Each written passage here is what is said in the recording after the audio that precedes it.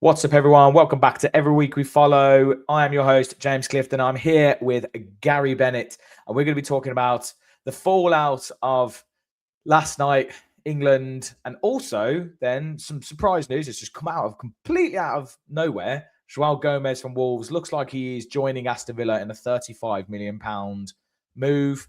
And then also we're going to talk a little bit about the Visit Rwanda on the front of the lovely Aston Villa shirt. And we'll discuss some of the controversy around that as well. But first, quickly on to England. We'll probably do about 5-10 minutes on England. Gary, I know you're frustrated, much like I'm sure lots of England fans are. I think I'm probably a little bit, I don't know, different when I think about this stuff. But yes, go on. Right, go mate, for it. Here comes the rant. Here it comes because fuck me. Right. I'm not saying there's corruption, and I don't expect to see it in the referee, but I think it's in the English FA. Right? Fucking why did Thomas Tuchel, right, one of the most progressive managers in world football, just go back to Gareth Southgate tactics? Score a goal and try and defend for 35 minutes. Are you fucking having a laugh? Right? Argentina have got a threat, but we've got a threat. Fucking as soon as we scored, right, we just fucking we're gonna play not 6 at the back, and even with 66 fucking defenders on the pitch, couldn't stop 2 very basic fucking goals. Honestly, right, we will never win the World Cup. I woke up this morning and I've resigned the fact that I'm never going to see it in my lifetime, and I'm pissed off because from 2018 to now, we should have won the fucking World Cup. We should have won it in 2018, and we should have won it this year. That's fucking absolutely 2 opportunities fucking pissed up the wall because whoever's in charge hasn't got the balls to go and win a football match. You do not win football matches trying not to lose them. There's no team in the history of world football that's won the World Cup that's just fucking sat back and defended, right, to try and defend a 1-0 lead. You can't do it that way. I'd rather you go out and once you get into yourselves in front, you fucking get that second goal and you kill the game. Like fucking to try and do that was absolutely Sunday league at best, mate. It's like we know we're not good enough. We don't believe, so we're just going to try and fucking hold on to a 1-0 lead for 35 minutes. I understand if we fucking scored in the 90th minute, right? But we fucking had 35 minutes to go. Harry Kane, waste of fucking time yesterday, right, with that tactics. Why'd you keep him on? If you're going to play that way, you can't have Harry Kane as your main fucking striker. And he brings on Ivan Toney in the 92nd minute. Do me a fucking favour. Like, just, mate, pissed off is just an understatement. It feels like, again, we've just rolled over. And maybe the English have been paid to do it. That was not Thomas Tuchel tactics. It just wasn't. Like, to go that ultra defensive, it's such a fucking risk against a team that, you know, fair play to Argentina, because in the second half, they wanted to win. They went out and they were battering us. They tried and they fucking went forward to try and break us down. And what did we do? We just fucking bottled it. We just said, we're not good enough to do that, so we'll try and fucking stop you from scoring. And allowing players like Messi to fucking deliver crosses into your box. Like, mate, he might be 39 years old, but the technique and quality in that man is fucking unreal, right? You can't allow it. And, you know, people can say they've got it or whatever and pick it apart with what went wrong. But the fact of the matter is, the reason why it went wrong is because we bottled it. The tactics were wrong. And Thomas Tuchel, if that's what he's going to play, shouldn't be England manager. There's no point. You haven't replaced anything. You've done exactly the same thing that Gareth Southgate did against Italy. You went 1-0 up. Yes, we went 1-0 up in the fucking first minute against Italy, and then try and defend the lead for fucking 90 minutes. That was fucking criminal. But last night, I just, you know, yeah. Do you know what? Fact of the matter is, this is where the hope it gets you. I didn't even care until yesterday. Really, I thought we would win shit. I didn't think we'd win. And then when you go 1-0 up and it's the hope that kills you. I said to you, didn't I? You know, while we were away in London, that I don't see us beating Argentina. But I'd rather us rolled over from the start because I thought we were the better team up until we scored. You know, we were competing with them physically. The first half was shocking, but second half, as soon as we scored the goal, we've rolled over for some reason. That, mate, it needs to be investigated. I'm calling bullshit. I'm calling fucking absolute corruption at the highest level. And I'm blaming us because I thought it'd be the referee. And don't get me wrong, the referee wasn't great. You know, not give it. fucking mate. The honest. Elliot Anderson gets punched in the back of the head by fucking Martinez, and that's okay, play on. And as soon as Messi, first foul on Messi, Anderson gets booked. It was a bad foul, though. It was a bad foul. So I'm not saying that the referee wasn't, but I expected at least it wasn't. We didn't go out from some fucking mad controversy. That's kind of fair, here or there. Yes, yellow cards, but there wasn't any dodgy decisions. Do you know what I mean? That could have affected the game, right? So, yeah. Argentina have had an average of over 19 fouls per game per yellow card. I know. That's fucking. Whereas their opposition have had 6 or something like that. So, I mean, and obviously you need to look at what the type of foul it was, right? Like the Anderson one was, for me, was yellow. It was rash. He was, for me, at the start, I was like, Anderson's a walking red card. Like he's just fired. He's just fired up. They're niggling at him. They're constantly fouling him. They're trying to get into his head. But anyway, yes. So obviously we scored in the 55th minute. I thought before that we were very good. I thought we were like you said, we were kind of in control of the game. It seemed to be going well. 55th minute we scored. We then I think had a couple of minutes where we were still on the ball, and then it all turned. And I said to Jess, watching it, I was like, at 60 minutes, I went, we're going to have to change something because we don't have an outlet. We don't have any outlet. Like as in, we couldn't get the ball to stick in any way. We couldn't get the ball out to Gordon or anything because they had 2 wing backs that came on, so they were staying high, pinning us back in. So we had no way of getting out there. And then in the middle, we were just getting overrun because we didn't have enough defenders. And they were crossing the ball. That was what they were doing. They were crossing the ball in. They were having a lot of joy from that, and we were really struggling. So then he goes, right, okay, I'll put Konsa on. The problem is I don't know why he put Konsa on for Gordon. Like that was the one where I was like, okay, I get the defender and going to a back 5. I actually understood that because I was like, at the time I said to Jess, we need to stop the crosses. We're not getting out to them. We can't get out to them because if you go out to them, then there's gaps, right? So we had the back 5, which gave us more width at the back to try and counter their crossing. But obviously, by doing that, you then don't have the outlet, and then also you're then leaving more space in the midfield, which allowed Messi to do what he does.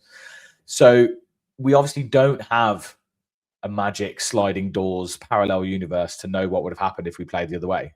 But we know that historically, and looking at Argentina and the way that we played previously, and if we do that, we cannot hold on against a team of that quality.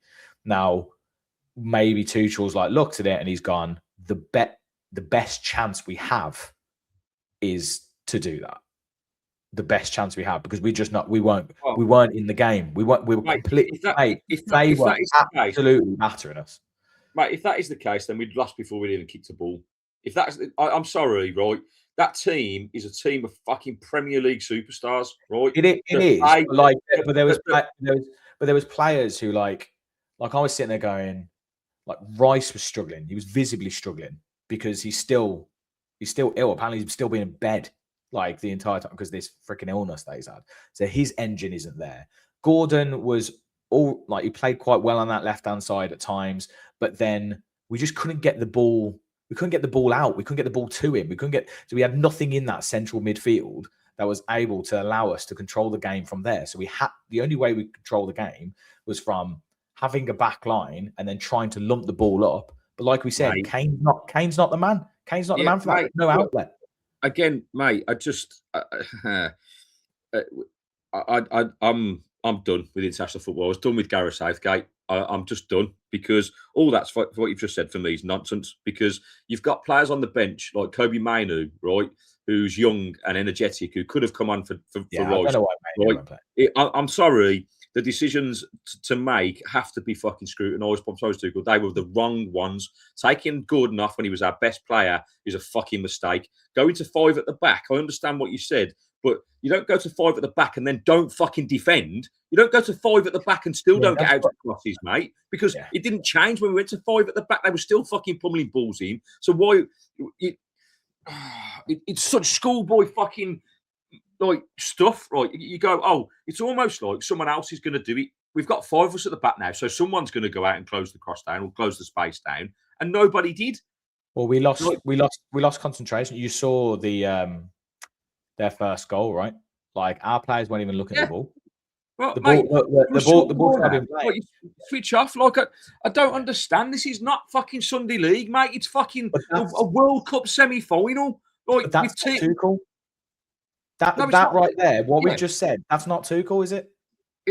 Mate, it's down to Tuchel with the personality picks. You have to pick players that know how to be focused for 90 minutes. And if they're not there, why are you picking them? I understand the mentality change as well, because obviously when you go 5 at the back, the natural field is then on the pitch. They're like, oh, well, we're going to try and defend this. And we're going to sit this out. So we're back to the wall, basically. But like that switching off and the fact that Bellingham is the only player that's getting anywhere near Fernandez to try and close that down. That's the players. Mate, explain it to me, because like I'm a 5-year-old. Then that first goal, right? Because switch off or not, like we're so deep. I think there's 3 Argentina players on the edge of the box. No one's going. Maybe we should fucking, just be aware of that, because who's taking the corner? Oh, it's Messi. You're telling me Premier League players who are paid £100,000 a week can get done by a short corner, one ball, and you fucking create that much space, mate? If that's the case, I'm good enough to play in the Premier League. Fucking sign me up, because that is unacceptable. It's just fucking shit. I can't. For whatever reason, they haven't set and they haven't concentrated. For whatever reason, they're just like, oh, corner's been taken, and then all of a sudden, you're now in a position where you're all basically around the 6-yard box working out what the fuck you were doing. And then, mate, it's like I say, I get it. It's a mess, and it shouldn't be that way at that level. This is a game. You're playing in a game that's going to take your national team to a first World Cup final in 60 years, and you can't switch on. Mate, do me a favour. Like, I'm done. No. That's why I'm saying. That's why I'm saying. But that's why I'm saying. I get what you deserve. But that's what I'm saying. And I understand the stuff around Tuchel and what he did and the changes he made. But I cannot personally, at the time, I was actually saying that's what he did. I was like, that's probably what we need to stop the cross. We need to do that. We need to do something about these crosses. I disagree because, right, you don't do the one that did it was when he put Dan Burn on as well, and he put on Nico, and it basically we had 6 defenders on the pitch. Yeah, and then Dan Burn went up front, mate. So he went up front when we needed. Because we had no fucking outlet, right? Yeah. But the whole point is, mate, you go right. What the formation we're playing? Fucking close the crosses down, you fucking bellends. Get out there and do your job. Well, we don't need to change formation with 35 minutes to go. You do it with 5 or 10 minutes to go, mate, where you're holding on to a 1-0 lead. You don't do it from 35 minutes. To do that against any opposition in the World Cup is a fucking stupid thing, because it's tournament football. Argentina aren't a good side, but they're a good tournament side because they know how to do it. Right? They build everything around Messi, right? And every one of those Argentina players leaves their fucking guts on the pitch. We didn't get the space. They didn't allow it. They were close. And when they got past us, they dragged us down. They kicked us. It's fucking winning mentality. We haven't got it. To see us fucking just take the foot off the gas and think you're going to do it is fucking bullshit, mate. And that lies with both players and Tuchel. The pair of them, the fucking whole thing is fucking wank. And they need to fucking look at themselves and go, fucking don't play international football if you're going to do that. What's the point? There's no point in it. There's no point in beating teams that you know you're going to beat if you can't, in the moments that matter, do the basics. It's fucking. I've backed Tuchel all the way through this tournament because I've seen his frustration because players haven't done what he's asked them to do. But he changed that too early yesterday, and it cost us. And the players, yes, they didn't perform, but that's clearly been a problem throughout the tournament. So it falls down at his feet when you lose. It's one of those. If it pays off and it works, he gets the plaudits. But if it doesn't, and I just think if in the nature of the defeat, when you look at how Argentina approached that game, particularly second half, clear game plan, mate. Come out first half, frustrate England. Don't let them get into a rhythm. Right, that's exactly what they did. They broke up every fucking thing. They were getting away with little fouls, pulling shit. They did it brilliantly. Second half, we scored, and that's when we should have had the impetus to go on and fight. And they looked deflated. And then we fucking changed it. And they fucking always lit up, mate. We gave them the confidence to pump balls into the box. We allowed the time and space. We just fucking allowed them to we invited the pressure onto us. they just went all out, didn't they? They basically just started to play. They were like, we've got no. Mate, we've looked shit defensively all tournament, haven't we? We've said it every fucking podcast. Yeah. This is why I was like sitting there going to Jess. I was like, we can't. This is why I thought penalties, because I was like, I can't see us keeping a clean sheet, and I can't see us scoring more than like 1, maybe 2. So I was kind of sitting there going, it's either a 1-1 or 2. And I know this is heathen. This is terrible. My finalysis, I predicted 2-1 Argentina because I was like, that's why I kind of expected it to mate, go. you just got 10 points. That fucking fair play. You know what? Yeah, I was just like, that's why I expected. Well, mate, anyway, I haven't even done my analysis right. I was fucking fuming last night. I just threw my phone on the sofa and went to bed. I was like, fucking, that's bullshit. So, I mean, you don't care now about England. You're like done with it. But does Tuchel keep his job? I couldn't give a fuck, mate. Doesn't matter. Like, as long as they don't get Unai Emery, I'm fine. I'm fine with it. Mate, I was this close anyway. I was giving Tommy Tuchel a chance, and if he stays on, I'm fucking ain't watching England again. Fucking pointless, mate. Absolutely, we're never going to win anything. Like, until you get a manager that's willing to go out there and fucking try and win games and use what we've got, right, and to pick the right players and not just base it on because Harry Kane's the best striker in the fucking land, and he is when you play a system that works for him. But he's done now anyway. Harry Kane. I'm not even biased against Ollie Watkins. It shouldn't have. I'm not saying it should have been Ollie, but mate, in the games that wasn't happening, to not use a different striker up front to give you a little bit of. It could have been Rashford, mate. Play Rashford up front to give you a bit of legs. Right? Like I thought Rodgers was like his assist was really good. And I thought he was okay yesterday. But again, if you wanted the width and the outlet, you maybe then, but you probably want Saka. Yeah, like it was a bit strange. Like, he didn't play Saka at all. Not really in the tournament at all. I just think Saka's not been fit for ages. I think Declan Rice is blown out because of how much. Look, we just don't manage that. As a nation, we don't manage the players well enough. The Premier League is a killer. Most of the nations are fucking. Messi has hardly played football over the year. It's all based on getting to the World Cup to win it. That's what because they care about it. The Golden Goose is the Champions League and Premier League. So if we, as a country or as an FA, we don't give a fuck about the players and we just expect them to, they're not after Rodgers has played 130 games in a calendar year, mate.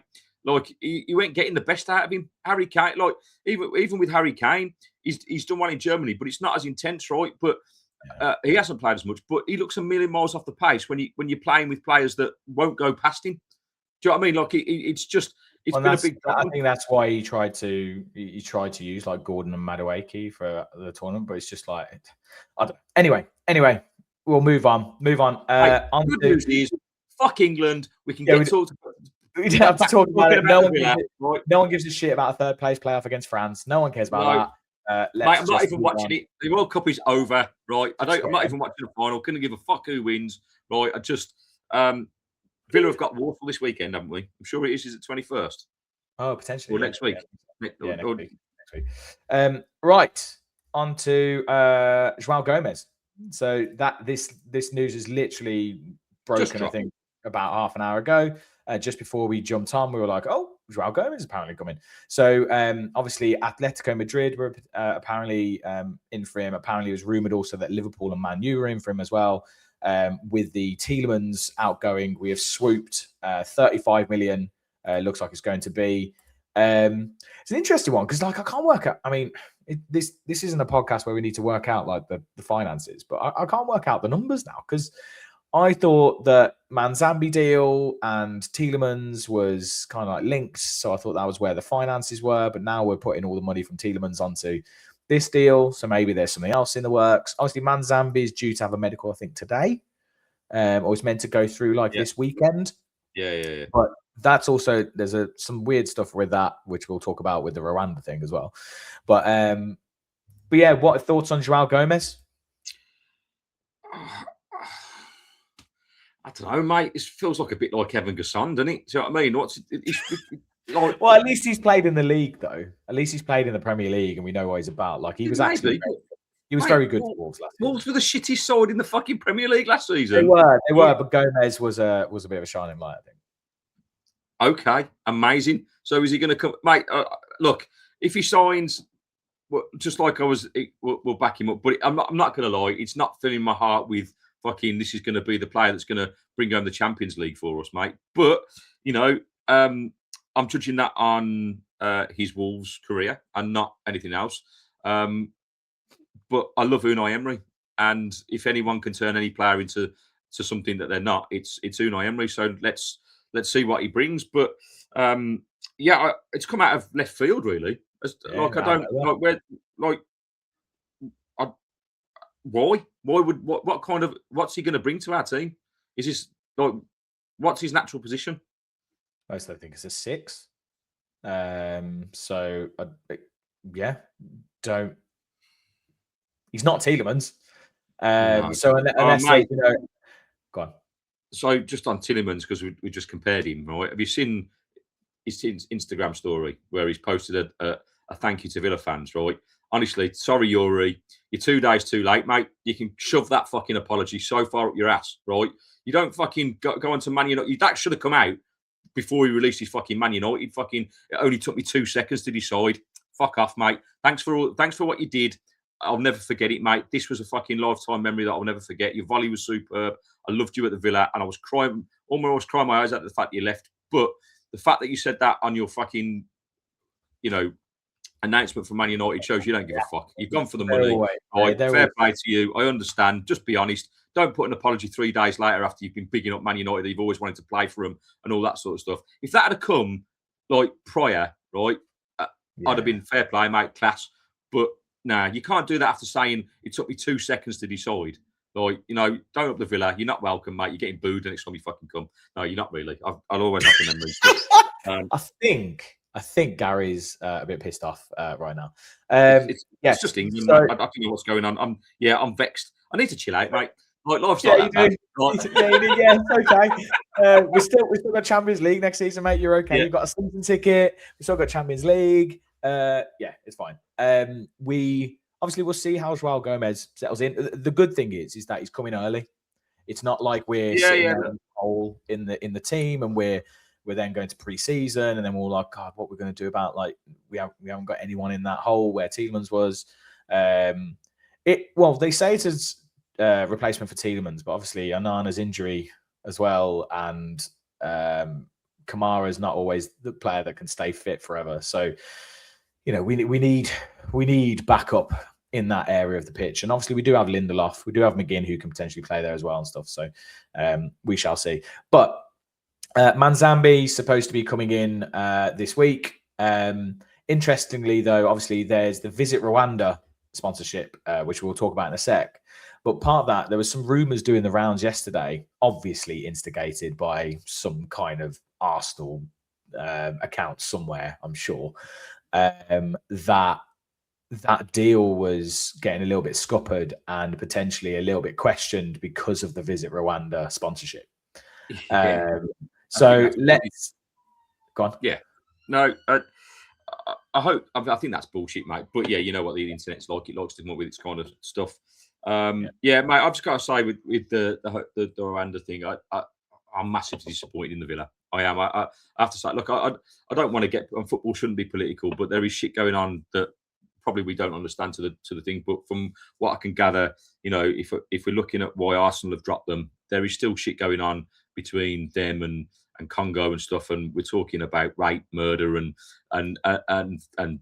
pillaging, and it's not good, man. It doesn't read good, it doesn't look good. Arsenal stated their reasons as their values don't align with Rwanda, and we're now going to be promoting them just because they give us 20 million a year to say go and visit this place. I'm sure the people of Congo are, not thinking it, but it's difficult, isn't it? Because lots of people, you're going to love or hate it. People are going to sit on the fence and say, it doesn't matter. It's just football. But I think, I don't know. It does as a human, as with morals. I just think it's poor taste, man.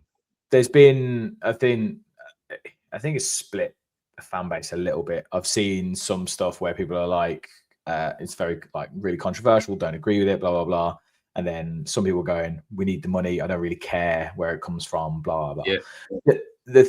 the thing my point, I am a bit like, it's a business. I don't care where the money comes from, but what I do care about is the fact it's on the front of the shirt. Yeah. So like the fact it's on the front of the shirt, it's not just a case of this is on the front of the shirt, they're giving us lots of money. Like the thing is that they're on the front of the shirt. This is a partnership between the club and this main sponsor, this brand here, which and whether you can say like we shouldn't have an opinion on it, or whether we should or shouldn't support it, or whatever it is because it's political and shouldn't be involved. Like you said, it's like surely there are alternatives. Now, even if those alternatives were 1-2 million less or whatever, it's like, but look at the fallout. Look, the point I've got with this is, and I might be completely wrong, I expect shirt sales to dip. I expect a lot of people to not buy this shirt because of the sponsor. And I might be completely wrong on that. Like I said, the majority might not give a rat's. And obviously, the shirt's been out for so long without a sponsor that there'll be a lot of people without a sponsor at all. But it's just it runs deep. Look, this is probably a different discussion for a different kind of podcast. But like, it's profit over people, right? And everyone doesn't give a shit until it's on your doorstep, right? Now, if you're from Congo, or it's just like any fucking conflict, right? It's okay when you're millions of miles away from it and you're still fucking in your little bubble in your nice little house, kind of going to watch Villa play football at Villa Park. But it's kind of, at what point do we say no? This is not right. Do you know what I mean? Like, just because it doesn't we had a affect thing you. that said like, if you had one, it said visit Russia. Yeah. Like, would you be okay with that?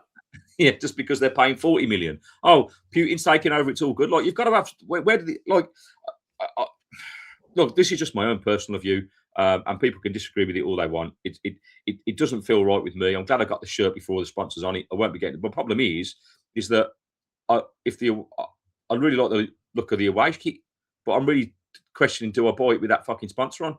Because, mate. It's like anything, you've got to challenge these things. It's usually poor enough though, mate, that you can probably just try to get it off in some way. Well, mate, look, there's companies that do it right, or maybe I'll get it and get the sponsor taken off professionally. Maybe I'll pay that. Like, that's or hopefully they'll give you the choice of having it sponsorless. But they won't, will they? Because that defeats the object of having the sponsor, right? Exactly. Look, I can't help feel like disappointed. I can't. And maybe I'm fed up of doing podcasts and not talking about football. Yeah. All I feel like we're ever talking about. Maybe that's what we should just do, mate. Like, but at the same time, if we just do that, then we're complying to it. Like, but it's just no. What I mean by that is not that we shouldn't talk about it. It's just like those things shouldn't be there that we need to talk about them. Like, why is this another thing Villa have done off the pitch that we're like, why have you done that? How long's the deal for? I don't know. It says multi-year, so I'm guessing it's like at least 3. Like, and it obviously we've got Betano now on the sleeve. So Visit Rwanda were originally going to be on the sleeve. Now they're on the front. We've got Betano on the sleeve. But yeah, it's just like, it's multi-year. So I expect at least 3 years. It's 20 million a year. So yeah, which obviously is amazing money. It's amazing money because also, unless there's some kind of clause in there, which there might be, where if we're not in Champions League in following seasons, then the amount drops. I don't know. But if it is actually committed to 20 million a year regardless, then that is amazing. Like, in terms of the financials, that is great. But yeah, it's just not a good look. It's just frustrating, especially when you see like the stuff. And obviously they do also sponsor like PSG, and obviously they did sponsor Arsenal, and there's the stuff. But the point is that Arsenal kind of like engineered.